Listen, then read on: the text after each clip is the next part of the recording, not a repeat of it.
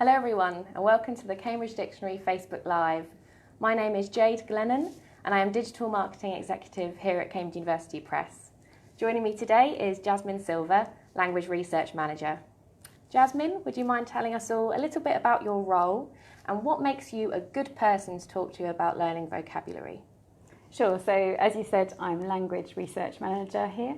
And our team looks at how the English language is changing, but also a big part of our research is how we learn languages. How can we learn languages the best? So for today, our research into how we learn vocabulary is very relevant. I'm really looking forward to talking about this more today.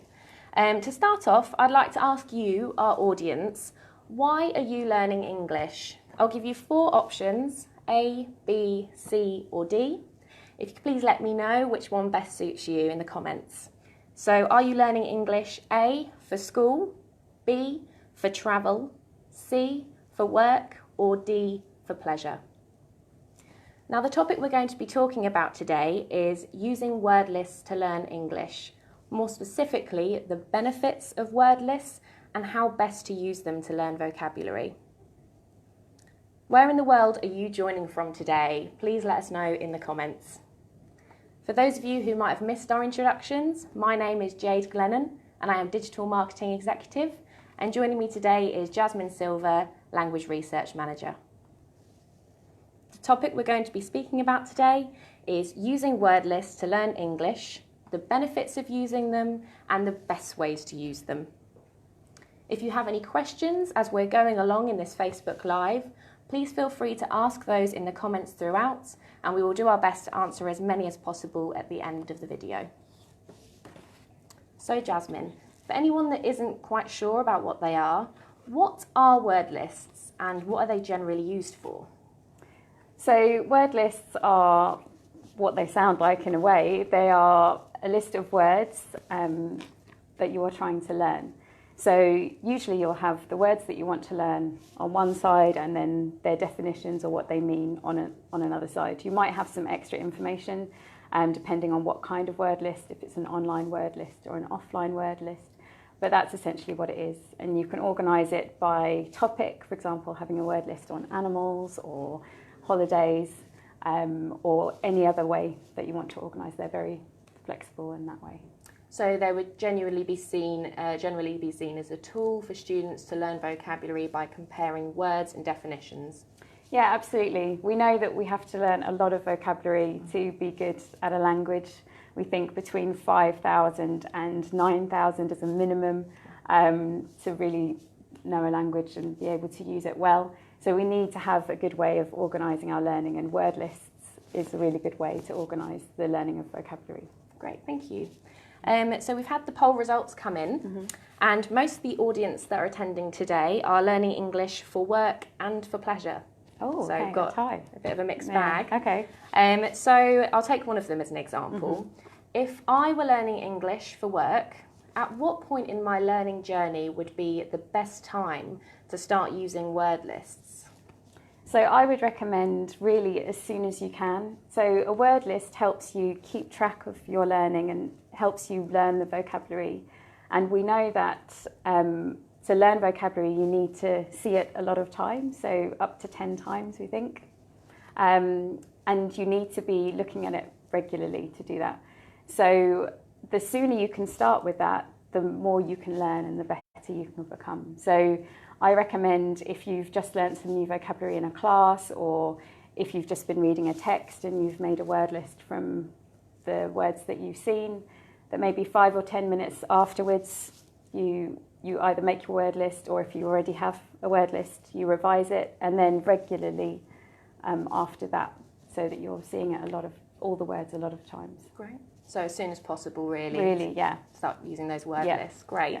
Yeah. And so would that then be useful that on Cambridge Dictionary there's actually the ability to tag your word list at a certain level, and also further than that, when you are looking at a word entry, it will have the level, so A1, of the word that you're looking at. So then when you go into your word list on Cambridge Dictionary Plus, you're creating them, or perhaps you're looking at a word list that's already been created, you can really clearly see at what language level that word list is. Is that beneficial to learners? Does that help in the learning process? Absolutely. I think if you know what your level is, having a word list which is at or just above your level is going to be good for your motivation. So if you choose a word list that's too difficult, you might find it takes a lot longer to learn those words and you get a little bit demotivated by it. So keeping it at the right level also narrows down how many words you have on that list as well. So yeah, it's really good to keep it at the level that you're aiming at that moment. Yeah, you don't want to overwhelm yourself with too much work at once. Yeah. So we've mentioned that you should be using your word lists as soon as possible, but is there an optimum amount that you should be using them? Is it something that is mainly the best for revising or brushing up on vocabulary, or is it something you can be doing throughout your studies here and there? I think a lot of people use word lists to revise for exams because they are a good tool to do that. And I would definitely encourage people to use them for that. But as I said, we need so much vocabulary to speak or write in a language really well. So they're useful just to help you progress in the language, even if you don't have an exam.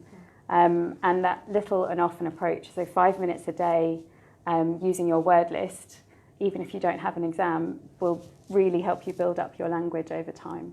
So, yeah. That sounds good, and it sounds manageable as well. Yes, exactly. Just on the bus, even, you do it, yeah. And I suppose, so in Cambridge Dictionary Plus as well, if you're looking at a word list, at the top of that, you'll have a button that says Test Yourself, and that will automatically generate a little quiz from your word list. That will test you on your knowledge of the word in comparison to the definition. And I imagine using that is quite an interactive and fun way if we're using this sort of bite-size methodology of learning word lists. I imagine that's quite useful as well and quite a fun way to keep these word lists interesting. Yeah, absolutely. So on the one side, it's more fun than just sort of reading through and even testing yourself. It's more fun, weirdly, that the computer is testing you. But also we know from research that one of the best ways to memorise words is to have that testing, to test yourself on them. So it's actually helping you. And you don't need to wait. A lot of people do this. They try and learn all the words themselves and then wait until they're quite confident and then do the testing. We now know that it's actually really helpful to start right at the beginning with the test. Even if you get lots wrong, it doesn't matter, it actually helps your memory. So test yourself all the time. That's really interesting. Yeah. Is it then, so say I do feel confident with my word list, I've been testing myself throughout, I've been doing bite-sized chunks, and I really feel like when I'm looking at the word, I can really link it to the definition. The next step then is it good to see the word in context, like within a sentence? Is that something that you would then say would be best to move on to? Absolutely. So there are lots of different levels of knowing a word. Right at the bottom, you can say, well, the spelling and the meaning, they're obviously really, really important. But there are lots more levels to really use a word well that you need. So, for example, seeing lots of examples will help you use the word more naturally, or seeing what other words are often used with that word, again, will help you be more natural. And looking at synonyms, so words that mean the same thing but have a slightly different meaning, can really help you build up that meaning of the word. Yeah, so when you're in your word list, you would click the word, and that will take you out into the head entry in Cambridge Dictionary, and then that will bring out some real corpus English examples of the sentence being used in a natural way that's been pulled out. And it will also bring some synonyms, as you mentioned. And I imagine then you'll be expanding your knowledge, not just of that particular word, but you'll be expanding your knowledge of the topic in general. And perhaps you'll find some more words to create the next level of word list, or on a slightly differing theme. So yeah, that would seem to me the natural progression. Yeah, absolutely. Don't just stay at the same level all the time. Always try and build up your knowledge on the words. So you can do that in a really nice way on the dictionary's website, where you can, as you said, see lots of content or lots of examples in context, and you can also hear the pronunciation of it as well to practice listening and also speaking, being able to pronounce the word properly. So there are lots of different levels of knowing a word that you should explore as you get more confident. That sounds great. And can you only use word lists on your own? Is it a form of independent study that's really just sort of created for just sitting on your own and studying, or? Lots of people do use it to study by themselves, and that's absolutely fine. I also think it's a really nice idea to group together with other people who are learning a similar set of words to you. Share your word lists with people that you're studying with, and you can be playful with them and do slightly different things, which gives you different ways of practicing the words. So, for example, if you have a group chat set up on social media, you can all choose one word from the word list and write one sentence of a story and build up a story, trying to use all the words in your word list. And sometimes that can be really funny. You can keep it serious as well, but it makes it more engaging, more fun, and that means you're probably going to spend more time practicing the language. You'll get more practice, and you'll want to continue because you're in a group and it's more fun that way. So yeah, use a mixture. Use it on your own, on the bus, or wherever you want to, but also try and use it with friends as well. That sounds really fun. And also, say I'm in a WhatsApp group, I can copy the link and paste it across, but also in the word list there's actually a section to click a share button, so you can share it to your Facebook wall, for example, and perhaps challenge your friends who are at a similar level, and get that level of competitivity in, but also you're socially bonding as well as learning, which has got to be more fun. Yeah, and you learn from each other as well, so that's really helpful. Yeah, that's great. Thank you. Okay. I think that was the last questions that I had for you. I wonder if we have any questions online.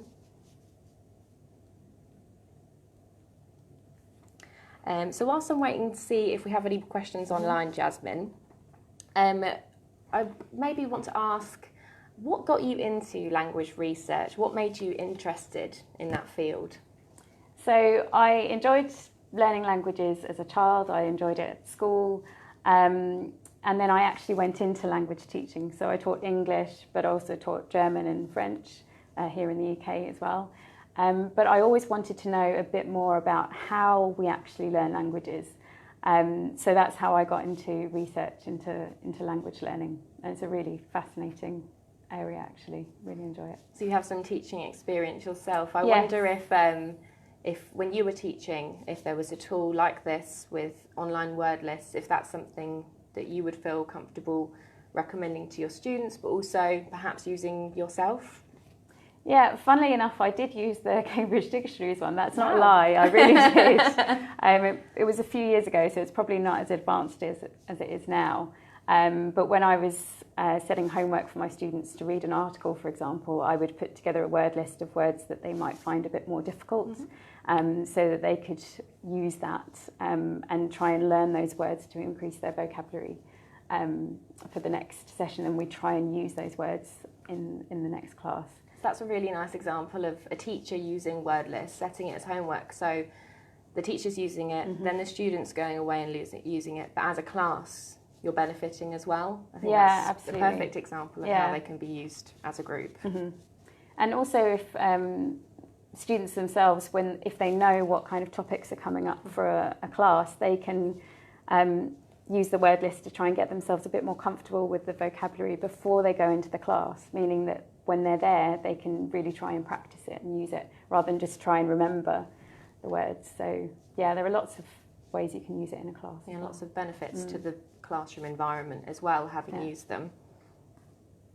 So we have one question that's come in. Yeah. Could you explain why British English is easier to understand than American English? That's quite a big one. Well, that is a really interesting question, actually, because I taught in South Korea for quite a long time, and I was always told with my British accent that it was more difficult to understand me as a someone who has quite a British accent than someone who has an American accent.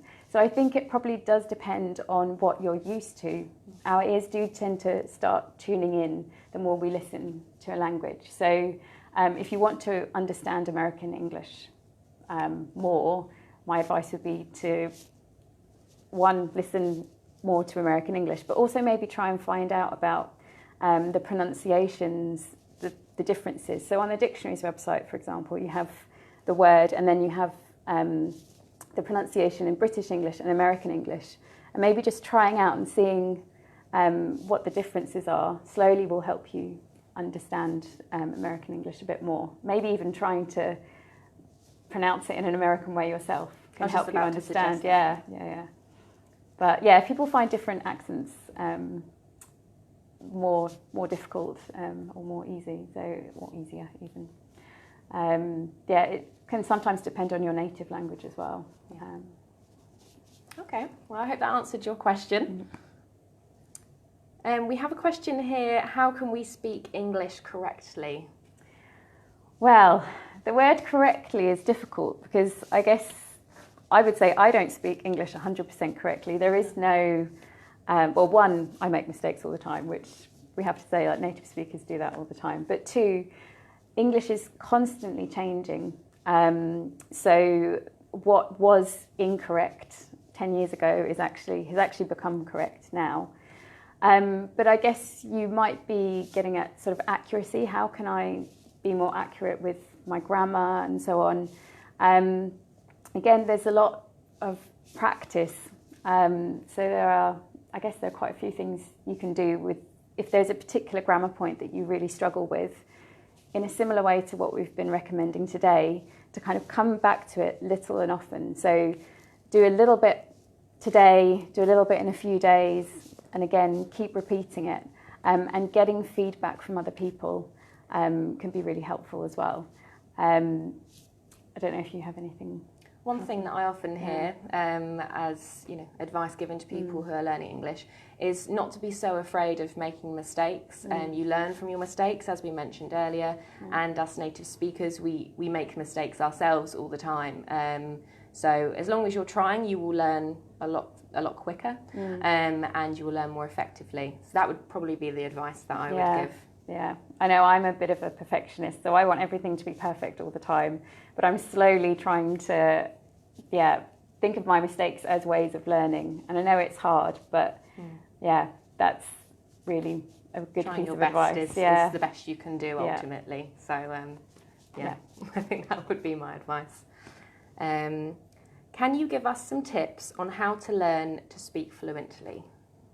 Okay, so a good foundation for speaking fluently is vocabulary. I mean, that's a huge chunk of the language that we need is vocabulary. So if you are able to very quickly think of a word that you want to use, that will help you speak more fluently.